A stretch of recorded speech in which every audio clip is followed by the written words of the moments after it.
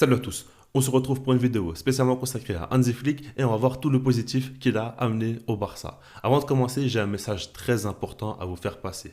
Beaucoup de gens pensent que je suis contre Hansi Flick, que je veux qu'il se rate au club pour prouver que j'ai raison et que depuis le départ je suis réticent. La réalité, évidemment, ce n'est pas ça. C'est surtout que quand il est arrivé, je disais que ce n'est pas le meilleur choix pour le Barça. Et même lorsqu'il gagnait ses premiers matchs de Liga avec des gros scores, je disais qu'il faut faire attention parce que je vois des limites tactiques et j'ai du mal à y croire à long terme. Ça, c'est vraiment ce que je pense. Et tout ça a fait que les gens ont été contre moi. En tout cas, c'est simple, hein. Quand tu es contre le courant, quand tu es contre ce que le grand public pense, tout de suite tu es vu comme un fou et les gens pensent que tu as un agenda ou je ne sais quoi. Je ne suis pas du tout du genre à avoir des batailles sur Twitter pour prouver que j'ai raison, ressortir des anciens tweets et dire que j'ai eu raison, ou en tout cas descendre d'autres gens en disant qu'ils ne connaissent rien en football. Non, pour moi, il n'y a pas de vérité absolue dans le football. On peut tous avoir raison ou tort. Il ne faut jamais penser qu'on s'y connaît mieux que les autres, surtout quand on n'a jamais fait de grandes choses dans ce sport. Donc par rapport à tout ça, j'essaye d'évoluer jour après jour au niveau de mes connaissances et de travailler cela pour vous expliquer au mieux ma vision des choses. Maintenant, jamais je vais vous dire que c'est moi qui ai raison, qui détient la vérité absolue, très loin de là par rapport à tout ça. J'essaie toujours d'être honnête et d'évoluer mon avis en fonction de ce qui se passe sur le terrain. Parce qu'au final, on peut parler. Tout ce qui compte, c'est ce qui se passe sur le terrain. Tout ce qui compte, c'est au niveau des matchs, pas que au niveau des résultats, au niveau de la production de l'équipe. Et les semaines, les mois et les années à venir nous donneront raison ou tort. Mais c'est pas ça le plus important. Le plus important, c'est pas d'avoir raison. Le plus important, c'est d'essayer de comprendre ce qui se passe, d'en débattre parce qu'on est des passionnés et ensuite on voit ce qui se passe sur le terrain. Donc voilà, maintenant que j'ai dit ça, on va commencer par le premier point qui est très important. Selon moi, encore une fois, c'est au niveau de la communication. Je tiens à préciser que dans cette vidéo, je ne vais pas comparer Hansi Flick à Xavi parce que je ne veux pas élever une personne pour descendre une autre. Et puis, Xavi, c'est du passé, Hansi Flick, c'est le présent, donc on va se concentrer sur le coach allemand. Et au niveau de ces déclarations, je ne vais pas les ressortir une par une. Dans l'idée, je vais vous dire quelques-unes quand même qui m'ont intéressé et qui sont pour moi importantes pour comprendre sa mentalité. Déjà, elle a commencé la saison en disant qu'il ne voudra pas chercher d'excuses et qu'il pense que l'effectif est assez compétitif pour faire de grandes choses en Liga et en Ligue des Champions. Malgré les blessés, il pense que le Barça a de quoi faire très mal aussi. Et constamment, il va dans cette optique-là où il veut être très très optimiste, très positif et part du principe où il ne faut pas chercher d'excuses. Ça, c'est très important. Comprenez bien que le coach a quand même une parole très forte au sein d'un club et c'est certainement le plus gros représentant. On peut parler du président, évidemment, mais le président ne va pas non plus communiquer à chaque match alors que le coach est obligé de le faire avant chaque rencontre. Et donc, par rapport à tout ça, on comprend bien que le coach va impacter directement le moral, que ce soit de la direction, que ce soit des supporters, des médias, des joueurs, il va impacter tout le monde. Et lorsqu'un coach est aussi positif et optimiste, ça va aller dans le bon sens, évidemment. C'est quelque chose qu'on avait perdu au Barça, selon moi, depuis quelques années et qu'on retrouve avec Hansi Flick, qui est vraiment très très fort là-dedans. Il excelle en communication et il y a même des points où, selon moi, il apporte beaucoup de positifs dans d'autres domaines. Comme par exemple avec Ansu Fati. On sait très bien que c'est un joueur qui crée beaucoup de chaos. On va dire que beaucoup de gens sont contre son retour, pensent qu'il va réussir, d'autres pensent que c'est une fraude, etc., etc. Et les médias aiment beaucoup en parler parce que ça vend toujours. Et maintenant, par rapport à Ansu Fati, Hansi Flick a toujours dit que c'est un joueur qui l'a impressionné en entraînement et qu'il a hâte de pouvoir compter sur lui dans l'équipe. Il lui donne beaucoup, beaucoup de confiance. Il fait comprendre que c'est un joueur talentueux, c'est un joueur qui peut devenir important et donc il veut aussi mettre en confiance Ansu Fati. N'oubliez pas que son entourage est quand même assez difficile, qu'il demande au Barça de le faire plus jouer, etc., etc.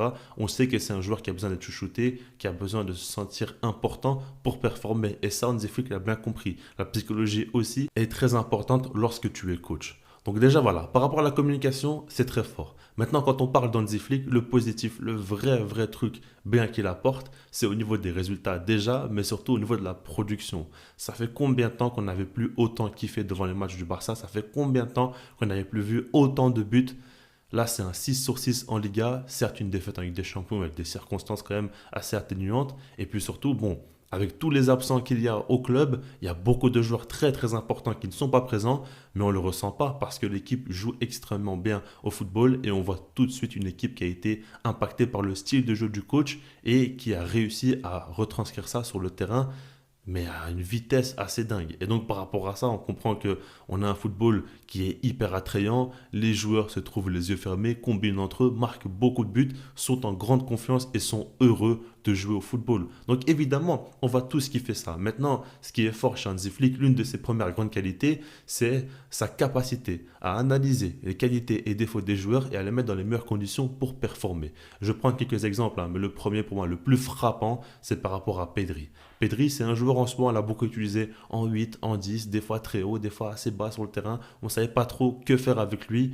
Hansi Flick est arrivé, il a donné un rôle hybride où il démarre dans le double pivot et il va pouvoir aller en tant que relayeur, voire même en tant qu'intérieur, mais c'est lui qui va sentir le jeu et qui va aller là où le jeu le demande. Donc dans les faits, on voit un joueur qui touche beaucoup plus de ballons, qui est beaucoup plus actif et présent partout sur le terrain et donc on voit qu'il distribue et il crée le jeu comme il le souhaite à chaque fois côté droit, côté gauche, il va un petit peu où il le veut, il n'est pas cantonné à un rôle précis et on voit qu'il fait un début de saison fou, il a marqué 2 buts déjà, certes c'est très bien mais surtout on voit qu'au niveau de sa capacité à faire des différences balle au pied, on retrouve le vrai Pedri. Que dire de Lamine Yamal aussi? Alors déjà, ce joueur-là, pour moi, il a un tel talent que peu importe comment tu l'utilises, il va forcément te le rendre et va forcément apporter de bonnes choses à l'équipe. Donc en soi, je ne vais pas trop valoriser ça parce que c'est un joueur pour moi qui est beaucoup trop fort. Maintenant, quand on regarde dans les faits, c'est un joueur qui a surtout beaucoup plus de liberté avec Hansi Flick, comme avec Luis de la Fuente, avec l'Espagne notamment. Et on comprend que c'est un joueur qui ne colle pas nécessairement à la ligne. Il peut aussi rentrer beaucoup plus dans l'axe, se déplacer de manière plutôt libre sur le terrain et ça fait qu'il peut encore davantage briller parce que c'est un joueur qui peut être dangereux dans n'importe quelle zone du terrain. Donc cette liberté-là est extrêmement importante pour lui et on voit que Hansi Flick porte beaucoup d'importance aux ailiers, notamment dans leur capacité à se rapprocher de l'axe et à combiner avec le numéro 9, le numéro 10, les milieux de terrain. Et donc Lamine Yamal se régale parce qu'il a beaucoup de joueurs avec qui combiner et puis il a même offert un Jules Koundé plus offensif. Je m'explique. Hansi Flick a demandé à Jules Koundé d'apporter beaucoup plus de soutien offensif. C'est-à-dire qu'il va beaucoup plus déborder, dédoubler avec Lamine Yamal. Et quoi qu'il arrive, déjà, on voit que quelquefois il combine. Après, on ne va pas se le cacher. Koundé n'est pas du tout de la même planète que Lamine Yamal d'un point de vue technique. Donc c'est compliqué pour lui des fois de suivre et de comprendre vraiment ce que Lamine Yamal veut faire. Mais en tout cas, on voit que rien que par rapport à ses appels, il va libérer de l'espace et souvent on voit que Lamine Yamal peut être en position de 1 contre 1 grâce aux espaces libérés par Jules Koundé. Donc Hansi Flick a tout fait pour que Lamine Yamal soit dans les meilleures conditions. Et on le voit, 4 buts, 5 passes D, déjà cette saison, c'est le 3e joueur le plus décisif en Europe derrière Harry Kane et Erling Haaland pour l'instant. Ce qui fait, c'est phénoménal et ça, c'est aussi à mettre au crédit de Hansi Flick. Ensuite, par rapport à Marc Casado, par exemple, c'est très fort parce que dans un premier temps, il jouait avec Marc Bernal et il était donc ce relayeur-là avec un rôle hybride, le rôle que Pedri a aujourd'hui et ça lui réussissait plutôt bien. Par la suite, Marc Bernal s'est blessé malheureusement, il a repris le rôle de numéro 6, ce qui fait match après match, c'est monstrueux, il monte en puissance et Hansi Flick arrive vraiment à lui mettre en confiance et à lui donner un rôle très important aux côtés de Pedri où il a beaucoup d'activités sur le terrain, il peut aussi se projeter et on voit qu'il est hyper bien utilisé. Et puis, que dire de Rafinha, vraiment qui a un rôle millimétré par rapport à ses qualités, parce qu'en soi, il joue ailier gauche, mais il rentre beaucoup à l'intérieur, donc il y a le latéral qui va vraiment prendre l'aile. Déjà, c'est une bonne chose, comme ça, il doit moins dribbler en 1 contre 1. Ensuite, on voit que par pas mal de séquences aussi, il est très très proche de Lewandowski, joue vraiment à ses côtés, et donc il peut combiner avec lui, s'appuyer sur Lewandowski pour aller en profondeur, ou combiner tout de suite pour créer de l'espace.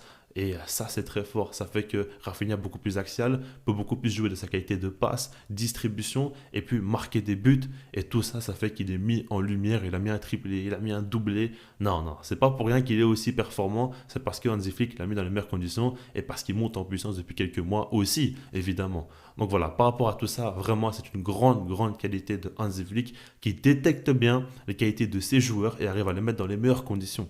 Maintenant, évidemment, on est obligé de dire pas forcément du négatif, mais des choses quand même qui sont pas top et qu'on voit un petit peu des limites dans ce jeu-là. Encore une fois, là, je vais me baser sur la défense. On l'a vu face à Villarreal. Souvent, le Barça a été proche du chaos, a été très proche d'encaisser des buts. Il y a eu plusieurs buts qui ont été refusés pour position de hors-jeu. On a vu des situations très dangereuses de Villarreal qui auraient pu revenir très proche du Barça au niveau du score. Au final, le Barça s'en est bien sorti. Mais ce que je veux dire par là, c'est que évidemment, quand tu joues aussi haut sur le terrain, quand tu as un pressing aussi dangereux, parce que quand on regarde le Barça, rendez-vous compte d'une chose, hein, Lamine Yamal, souvent, il va presser le défenseur central.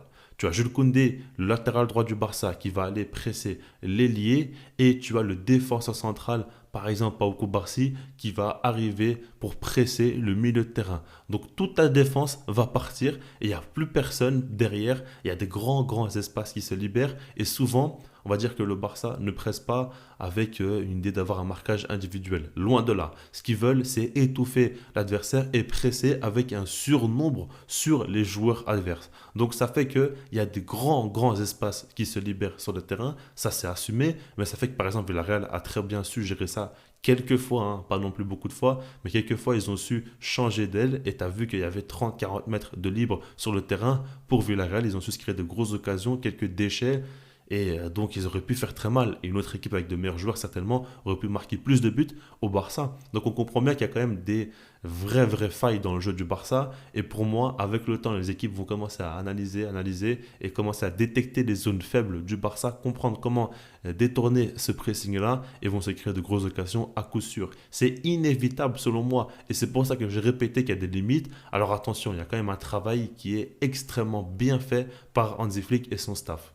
Déjà, au niveau de l'alignement de la défense, on voit des progrès colossaux. J'en ai parlé sur Twitter. Pour moi, c'est évident que l'équipe a vraiment bien travaillé là-dessus. Parce que regardez par exemple la saison passée, face au Real Madrid, on avait vu un alignement qui était désastreux lors de la défaite 4-0. On avait vu une défense complètement perdue avec des joueurs qui n'étaient pas du tout alignés les uns sur les autres. Et donc, ça fait qu'il y avait des grands espaces et que le Barça a encaissé beaucoup de buts.